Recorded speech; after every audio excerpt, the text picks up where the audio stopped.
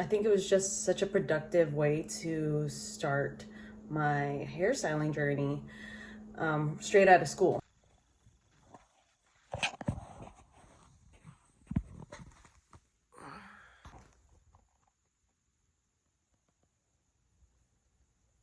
I have 30 days to reset my life. Today, I managed to get the day off before my last day. It's gonna be my last day working at Floyd's Barbershop. And then I plan to take these 30 days before I leave to the Philippines for vacation to reset my life. That includes cleaning up my room, going through storage to audit all the things that I own, a lot of the clothes that I have. It's a lot of the pieces of clutter that has been accumulating all around here, so that when I get back from the Philippines, I am rejuvenated, I'm refreshed. I come home to a clean, well audited room, and my life can begin. I'm trying to think of like some sort of name to attach to these next like 4 weeks pretty much. Not only am I gonna audit my room, I would like to get my eating habits and my activity in a better place, just because after tomorrow I will be just adapting a whole new schedule, a new lifestyle, which will allow me to make time for things that I want to make time for. That includes going to the gym, making my food, cooking. I also need to pack. So it's gonna be a really interesting journey. I might as well document it, just because if you're also in some sort of transition in your life and you want to see what I'm going through. And mind you, this isn't like, it's not big things, you know? I mean, it'll be big things on the other side, but I think the micro habits that I adapt today are what are gonna make the biggest difference whenever I come out of this. And maybe it's not even a coming out of this, it's really just really learning about the person I'm becoming throughout this whole process. Because it's not just like, all right, I'm gonna be done now. It's really the makings of a new version of myself in real time. I just wanted to sit down for a little bit and just talk about where I'm at in my journey as a barber slash hairstylist and everything. For the past like 15-ish months or so, about over a year, I was working at Floyd's Barbershop. If you don't know, that is a corporation where you get paid hourly and then you make tips. A lot of times clients that go there, they love Floyd's, the system, how they book, the setup of the entire appointment and the entire experience. I personally think it was such a blessing to work at the place that I did with the people that I worked with. Honestly, that is the part that I'm gonna miss the most, is just the connections and friendships that I made over there. I truly just had a genuinely happy experience with regards to who was working there and just everything that I learned. Just the location of it attracted a really diverse set of people and gave me a lot of experience in different types of hairstyles, whether it was fades, skin fades, very basic haircuts, mid-length haircuts, or long haircuts.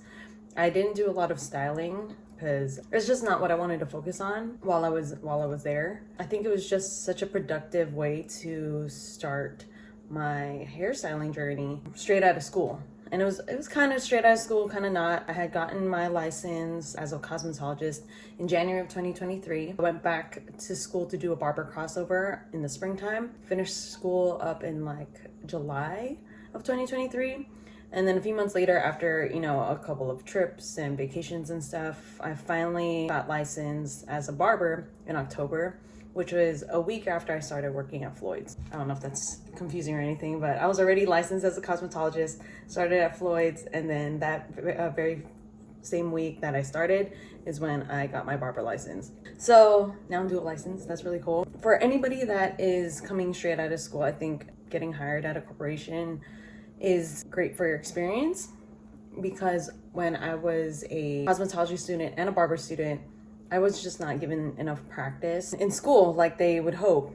When I started cosmetology school, I was doing night classes, which fit perfectly for my schedule, my lifestyle, because I was still working from home with a 9 to 5. But the foot traffic during night school was sparse compared to like going to school during the daytime. You know, I learned early on that I was not going to get the type of experience that I wanted to from school. All I really was doing was fulfilling my hours in order to qualify to take the state board exam. That's exactly what I did. And once I kind of wrapped my head around that, I wasn't like getting angry at the fact that I wasn't getting the practice that I needed, because I know ultimately I was going to get the practice out in the field, out in a real shop. And then same went for when I went back for barber school. I was only there for 2 months, only finished like an additional 200 hours to the 1,000 that I finished. You can imagine I would not get enough practice in that time span. And the school I was at, I think they knew that I wasn't going to be there for long, so I just didn't get any of the foot traffic. I literally cut like 5 heads when I was in barber school. And like I said, I kind of figured that was going to be the case early on. And then opting for a barber shop that kind of guaranteed a lot of walk-ins and me being forced to take on, you know, whoever comes in the door, whoever ends up being on my books, was really helpful in conditioning my skill set in general, my time. Don't get me wrong, I definitely took longer than the recommended 30 minutes they allotted for basic haircuts. I think it was about 45 minutes for skin fades. That structure, although I just don't hold myself to that strictly, you know, in my real practices, but it's exactly what I needed right out of school to just be given these parameters of this is how fast these cuts should be. There are some extras you need to do in order to like fit into this 30 minutes. You are forced to give a quality haircut, go back in for the details, finish off the cut with some, you know, with some product recommendations and like shaving and stuff. And that's just super important for like the structure of the experience. When it comes to barbering in a regular shop, that's going to be really important too. If you want to further the sale with any products that you might have in stock, there might be some lineups you want to take care of, or like other little details that some clients are going to be searching for. Sort of condition yourself to be like, okay, did I check all the marks for that experience and for that haircut, so you can give the best quality haircut that this client can get. So with all that said, I knew that I wanted to just allot about a year at Floyd's, and you know, coming up at about 15-ish months or so. It's January now that I'm filming this, and I started back in October 2023. I just think it's about time that I start to see how I can build myself and build my own brand and not be under the umbrella of a corporation. I think I'm on the right path now. I do feel like I have to start from ground zero, because the clientele that I built, they're more catered to a different area than where I'm going. Whether or not this is the correct decision, I do appreciate the shop that I'm going to be cutting at now. They really facilitate an environment that wants us to grow and wants us to build and market ourselves so that we can get well established in the industry. And you know, the other barbers at the shop that I'm going to be at, they're already family, you know? And I think that's really important for any shop that you go to. I have not set like, you know, a timeline yet of how long I would be staying there, but being able to build myself from the ground up and learn what's important for me, finding that schedule that will kind of get me in sort of a rhythm is going to be really important to me for the next few months. But for the next 30 days, I will still be cutting there before I go on vacation. It's just, as far as marketing myself, you know, really hard. I probably won't do that until after I come back from the Philippines. Just so, I don't know, I just don't want to kill myself over this whole thing when I don't have like the brain space to dedicate my 100% to it. And like I said earlier, I wanted to just get my life order back home within my own little space, because I just have so much stuff. I have so many things that I have been putting off for the past like literally couple years, having started barber school, hair school and everything. I just need a reset. And once I've kind of finished that reset, or, you know, come closer to where I want to be prior to leaving for the Philippines, I'm definitely gonna have a little bit more peace of mind when I return, and I just feel just brand new. But that's sort of where I'm at with this journey. It's really closing my chapter of Floyd's and working for a corporation, being really thankful for everything that I got out of that experience. For some blessed reason, I was able to avoid a lot of internal drama over there. You know, every job has drama, but I'm just really glad somehow, some way, whether I was either out sick or I was on a vacation, I was able to swerve a lot of the craziness that might have taken place over there. So overall, my experience there has been generally positive.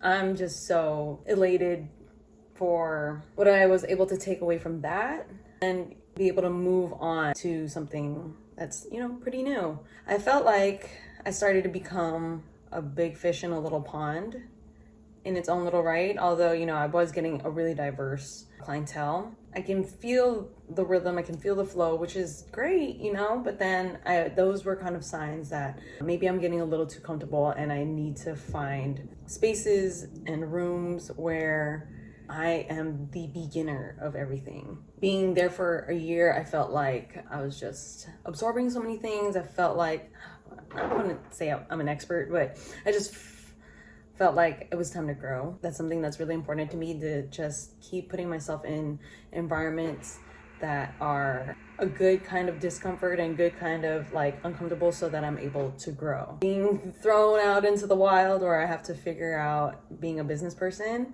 is like, I have to start somewhere, you know. I've been kind of dedicating a little bit of time, a little bit of effort, a little bit of attention into that, you know, simultaneously while I was working at Floyd's, but I haven't been able to give like my 100%, which was okay for the past few months or past year or so, because I know mainly I was just trying to gain that experience behind the chair essentially. But now it's kind of ingrained in me.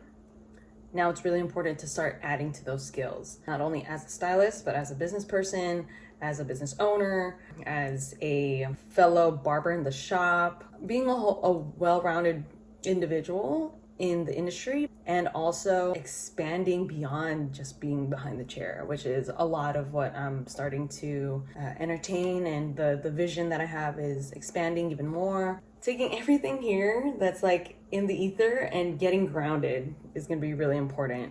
And by grounded, it's really going to be rooted in action. And I think that's one of my big resolutions, mantras for 2025, is to back up all of this vision with action. It could just start from the smallest bit of action of, oh, I need to do this, this, and this. Then like I'm actually doing said item on the list, instead of just like keeping these out in the brain space and never really getting to it. That's gonna be really important. Speaking of action, when my sister comes back from her errands, we're gonna get into the gym and we're gonna get that activity in for today. This is a perfect example of what I was saying, of like the actions are just kind of floating in the air. I didn't really attach a time to it. I was just like, okay, I'm probably gonna get to it whenever I get to it. Should have been thinking about it like already, and maybe getting ready for the gym, because yeah, it's the afternoon. I just have time right now. I really don't have any obligations for today, but I never set a time. So luckily my sister came in and she's like, oh, you're gonna go to the gym today? And I'm like, I should. He's like, okay, so are you gonna go or not? And I'm like, okay, we're gonna go.